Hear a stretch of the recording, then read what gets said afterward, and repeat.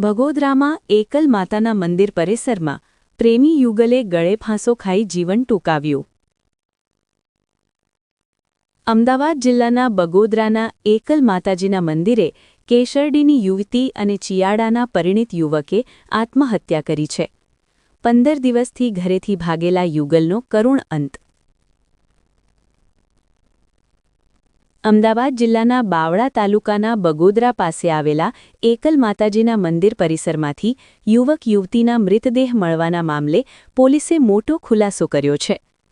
આ ઘટના હત્યા નહીં પરંતુ આત્મહત્યા હોવાનું પ્રાથમિક તપાસમાં બહાર આવ્યું છે.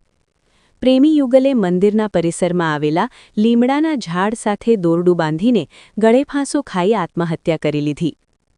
આત્મહત્યા કરનારની પોલીસ તપાસમાં મૃતક યુવક અને યુવતી બંનેની ઓળખ થઈ ગઈ છે અને યુવતીનું નામ કિંજલબેન બાબુભાઈ રાઠોડ રહે કેશરડી ગામ અને યુવક ગૌતમ પરસોત્તમભાઈ જાદવ રહે મીઠાપુરના વતની હાલ રહે ચિયાડાવાળાની ઓળખ થઈ છે. ઘટનાની વધુ વિગતો મુજબ મૃતક ગૌતમ જાદવ પરિણીત હતો અને તેની પત્ની સાથે રહેતો હતો. ચર્ચા છે કે આ પ્રેમી યુગલ છેલ્લા 15 દિવસથી પોતપોતાના ઘરેથી ભાગી ગયું હતું. આખરે આજે એકલ માતાજીના મંદિર પરિસરમાં બંનેના મૃતદેહો લટકતી હાલતમાં મળી આવ્યા હતા. ઘટનાની જાણ થતાં જ બગોદરા પોલીસ અને 108ની ટીમ સ્થળ પર પહોંચી હતી. પોલીસે બંનેના મૃતદેહોને નીચે ઉતારી પંચનામું કરી પોસ્ટમોર્ટમ માટે ખસેડવાની તજવીજ હાથ ધરી છે.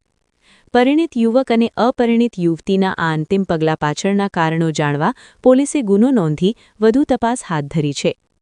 કિશોર શુક્લ, સમય 24 ન્યૂઝ, અમદાવાદ.